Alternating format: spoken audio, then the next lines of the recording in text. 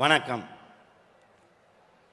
எப்போதும் போல்தான் இன்றைக்கும் சேலத்தில் சூரியன் உதித்திருக்கிறது. ஆனால் இன்று உதித்த சூரியன் இனி அஸ்தமிக்கவே போவதில்லை என்பதை காட்டக்கூடிய வகையிலே இந்த சேலத்தில் மட்டுமல்ல,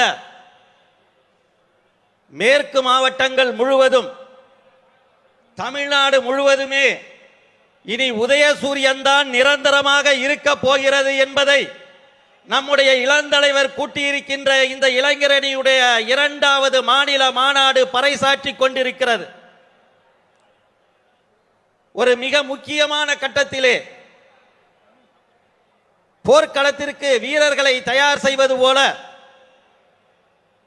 இந்தியா மிகப்பெரிய அச்சுறுத்தலுக்கு ஆளாகி இருக்கின்ற நேரத்தில் பாசிச மதவெறி சக்திகள்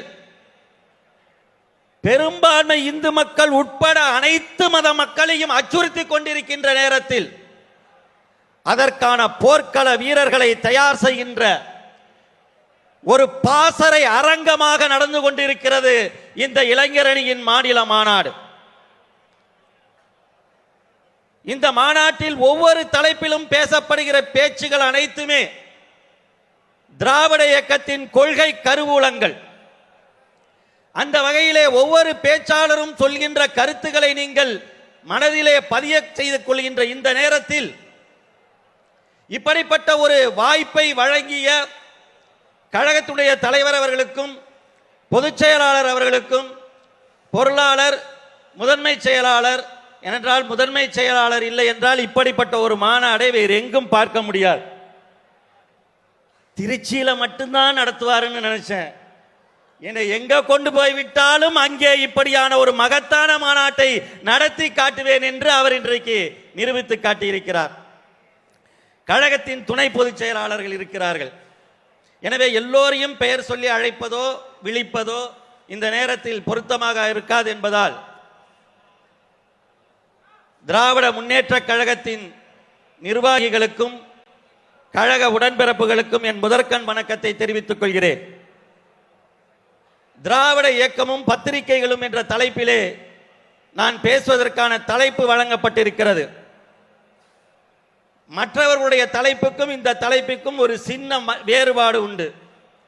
மற்றவர்களின் கருத்துக்களை எல்லாம் பதிவு செய்யக்கூடிய இடம்தான் பத்திரிகை. எனக்கு கொடுக்கப்பட்டிருக்கிற தலைப்பு அது எனக்கான தலைப்பு மட்டுமல்ல, இங்கே கூடியிருக்கிற லட்சோப லட்சம் தொண்டர்களுக்கும் கொடுக்கப்பட்டிருக்கிற தலைப்பு. ஏனென்று கேட்டால், தேர்தல் வருகின்ற நேரத்தில் திராவிட முன்னேற்ற கழகத்தின் மீது அவதூறுகளை பரப்புவதும், வதந்திகளை பரப்புவதும், பொய் குற்றச்சாட்டுகளை வைப்பதும் ஒவ்வொரு முறையும் நடந்து கொண்டிருக்கும். எல்லா காலத்திலையும் வைப்பாங்க. சும்மா இருந்தாலே அவங்க நம்மளை வந்து தான் சொரிஞ்சிட்டு போவாங்க. ஆனால் தேர்தல் வந்தால் எதையாவது வெட்டி ஒட்டி, ஆராசான் அப்படி பேசிட்டாரு, இவர் இப்படி பேசிட்டாருன்னு எதையாவது கொண்டு வந்து சேர்த்து நம்ம எல்லாம் திசை திருப்பக்கூடிய நேரத்தில் அதற்கு பதிலளிக்க வேண்டிய கடமை நம்மகிட்ட இருக்கு. நான் ஒரு பத்திரிகையாளர். ஆனா இங்க இருக்கிற நீங்க எல்லாம் பத்திரிகையாளர்களா? ஆமாம், நீங்களும் பத்திரிகையாளர்கள் தான். என்றைக்கு உங்கள் கையில் செல்போன் வந்ததோ அன்று முதல் ஒவ்வொரு கழக தொண்டனும் பத்திரிகையாளர் தான், ஊடகத்தினர் தான். எனவே உங்களுடைய பணியை எடுத்துச் சொல்வதற்கான ஒரு வாய்ப்பாக எனக்கு இது அமைந்திருக்கிறது. ஏனென்றால் இந்த திராவிட இயக்கம் என்பது தனக்கு எதிரான பத்திரிகைகள், தனக்கு எதிரான தொலைக்காட்சிகள், தனக்கு எதிரான சமூக வலைத்தளங்கள் இவற்றை எதிர்கொண்டு தன் சொந்த பலத்தில் வெற்றி பெற்ற இயக்கம் ஒரு இயக்கம் இந்தியாவில் இருக்கிறது என்றால் அது திராவிட இயக்கம் மட்டும்தான். திராவிட இயக்கத்துடைய அந்த பத்திரிகை வரலாற்றை சுருக்கமாக சொல்ல நான் விரும்புகிறேன். நீதி கட்சி எல்லோருமே கேள்விப்பட்டிருப்பீர்கள். ஆனால் அதுக்கு பேரு நீதி கட்சியா? அதனுடைய பெயர் தென்னிந்திய நல உரிமை சங்கம். அப்படிப்பட்ட ஒரு கட்சி தன்னுடைய கொள்கையை பரப்புவதற்காக ஜஸ்டிஸ் என்ற பத்திரிகையை நடத்தியது. ஜஸ்டிஸ் அங்கிற பேரு அப்படியே அந்த கட்சிக்கு வந்துருச்சு. ஜஸ்டிஸ் பார்ட்டி அப்படின்னு சொல்ல ஆரம்பிச்சாங்க. ஒரு பத்திரிகையே ஒரு இயக்கத்தின் பெயராக மாற முடியும் என்பதை நிரூபித்து காட்டிய இயக்கம் இது. எனவே ஜஸ்டிஸ் பார்ட்டி என்பது அப்படியே தமிழில் நீதி கட்சி என்ற பெயரை பெறுகிறது. ஆகவே தொடங்கும் பொழுதே 100 ஆண்டுகளுக்கு முன்பே நாம் என்ன செய்கிறோம் என்பதை மட்டுமல்ல, அதை எப்படி சொல்கிறோம், எப்படி சொல்ல வேண்டும், எப்படி மக்களிடம் கொண்டு சேர்க்க வேண்டும் என்கின்ற தெளிவான ஒரு பாதையை வகுத்த இயக்கம் இந்த திராவிட இயக்கம். அதற்கு அடுத்து நீதி கட்சியை தொடர்ந்து தந்தை பெரியார் அவர்கள் வருகிறார்கள். தந்தை பெரியார் அவரும் தன்னுடைய கருத்தை சொல்வதற்கு தன் சொந்த பணத்தை போட்டு குடியரசு என்ற பத்திரிகையை ஆரம்பிக்கிறார். அந்த பத்திரிகையை ஆரம்பிக்கும் பொழுதே சொல்கிறார், பகுத்தறிவு கருத்துக்களை, சுயமரியாதை கருத்துக்களை, மக்களுடைய உரிமைக்கான கருத்துக்களை நான் இதில் சொல்வேன். இதை நானே அச்சடிப்பேன், நானே எழுதுவேன், நானே அச்சடிப்பேன், யாரும் வாங்கி படிக்காவிட்டாலும் கூட நானே படித்த அந்த கருத்தை பரப்புவேன் என்கின்ற உறுதியோடு அந்த பத்திரிகையை அவர் நடத்தினார். அன்று முதல் இந்த மாநாடு என்பது மாநில உரிமை மாநாடு. திராவிட இயக்கம் என்பது மாநில உரிமைக்காகவும் மானுட உரிமைக்காகவும் பாடுபடுகின்ற ஒரு இயக்கம். அந்த வகையிலே குடியரசு பத்திரிகையை அவர் நடத்துகிறார். குடியரசு பத்திரிகையை அன்றைய வெள்ளைக்கார அரசு தடை செய்கிறது. குடியரசு தடை செய்யப்பட்டால் புரட்சி வெடிக்கும், அதுதான் புரட்சி என்கின்ற பத்திரிகையை அவர் நடத்துகிறார். அந்த புரட்சிக்கு பிறகு குடியரசு ஒடுக்கப்பட்டு புரட்சி வெடித்தால் என்ன கிடைக்கும்? மக்களுக்கான விடுதலை கிடைக்கும். அதுதான் விடுதலை என்கின்ற இதழ் இன்று வரையும் நாளேடாக பகுத்தறிவு ஒரே நாளாக உலகத்திலேயே பகுத்தறிவு கருத்துக்களை வைக்கக்கூடிய ஒரு நாளேடு இருக்கிறது என்றால் அது விடுதலை மட்டும்தான். இந்த இயக்கத்தின் வரலாறு அப்படிப்பட்டது. சரி, பெரியார் அப்படி செய்தார் என்றால் பேரறிஞர் அண்ணா சும்மா இருப்பாரா? இதோ திராவிட நாடு பெயரே சொல்லிடுச்சு. அந்த பத்திரிகையின் பெயரே நம்முடைய கொள்கை என்ன, நம் இயக்கத்தின் பாதை என்ன, நம்முடைய லட்சியம் என்ன என்பதை சொல்லக்கூடிய வகையிலே திராவிட நாடு என்கின்ற பத்திரிகையை அவர் தொடங்குகிறார். இதே திராவிட நாடு குரலை அவர் நாடாளுமன்ற மாநிலங்களவையிலே எழுப்பினார். தடை செய்யப்பட்டது. தொடர்ந்து பாருங்கள், நம்முடைய இயக்கம் இந்த ஜனநாயக உரிமைக்காக குரல் கொடுக்கும் பொழுதெல்லாம் குடியரசு பத்திரிகையை வெள்ளைக்கார அரசு தடை செய்கிறது.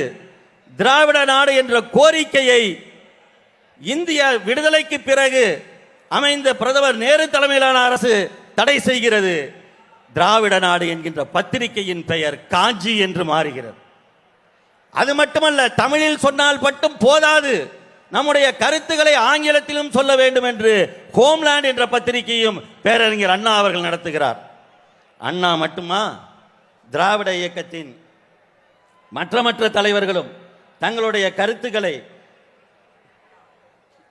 கருத்துக்களை தொடர்ந்து வெளியிடுகிறார்கள். அதில் கலைஞர் நடத்திய முரசொலி என்பது இன்று வரை கழகத்தின் போர்வாளாக ஒவ்வொருவர் கையிலும் இருக்கக்கூடிய ஏடாக இன்றைக்கு அந்த முரசொலி இருந்து கொண்டிருக்கிறது.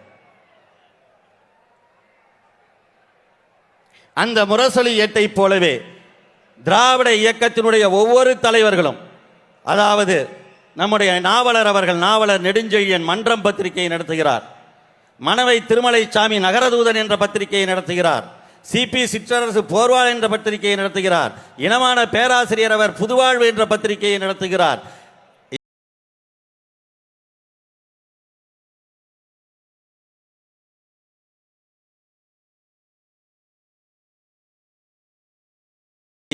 ஒவ்வொருவர் கையிலும் ஒரு பத்திரிகை, ஒரு ஆயுதம்.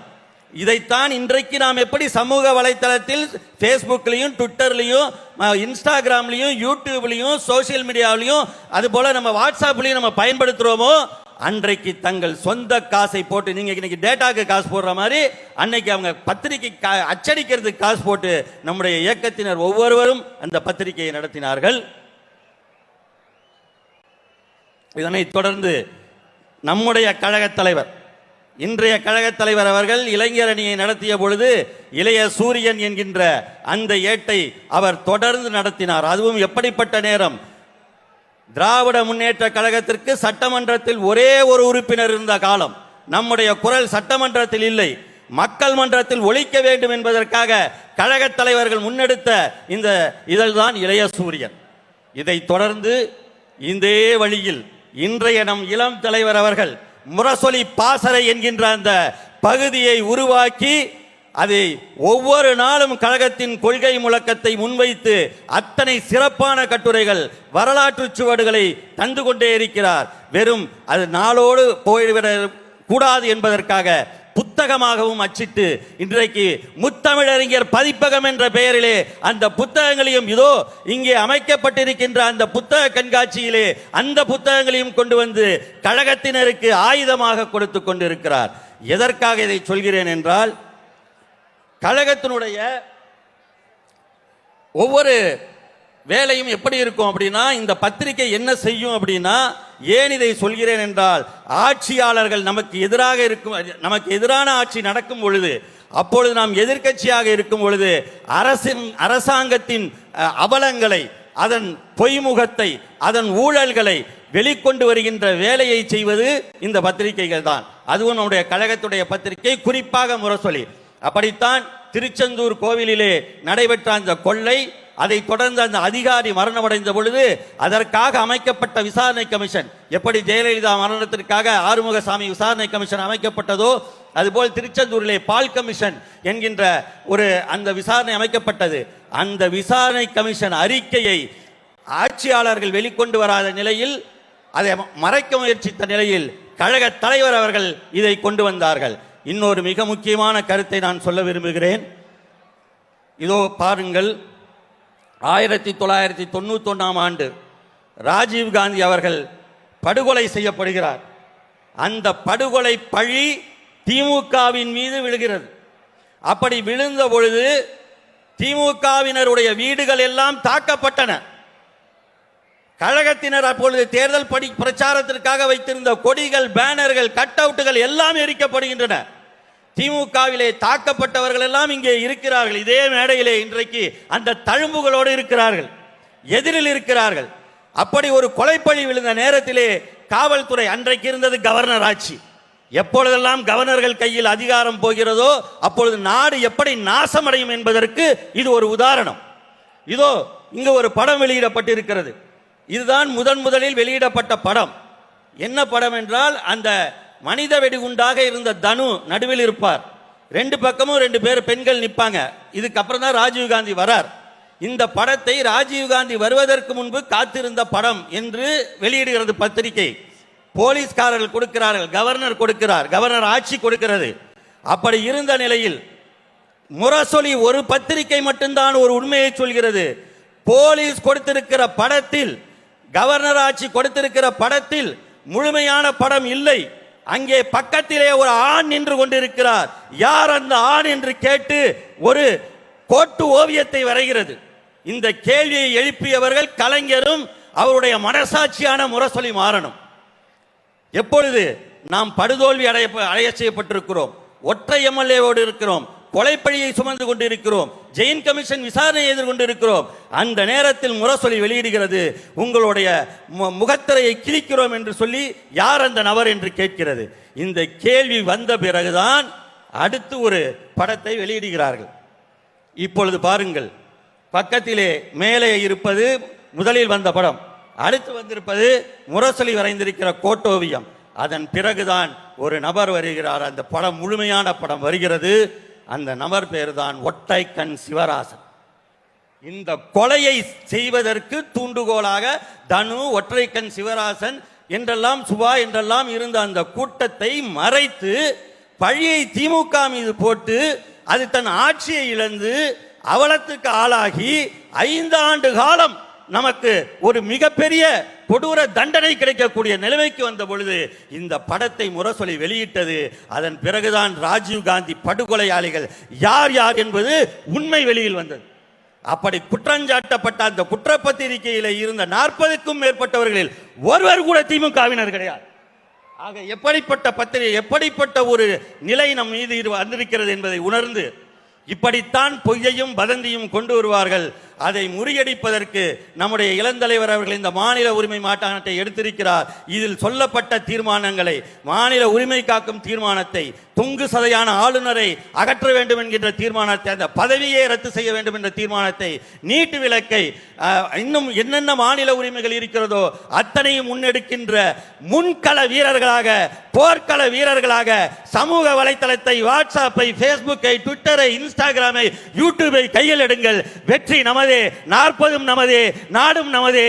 அந்த வெற்றியை கழக தலைவரிடம் நம்முடைய இளந்தலைவர் ஒப்படைக்க வாய்ப்பளியுங்கள் என்று கூறி நன்றி தெரிவித்து விடைபெறுகிறேன். வணக்கம்.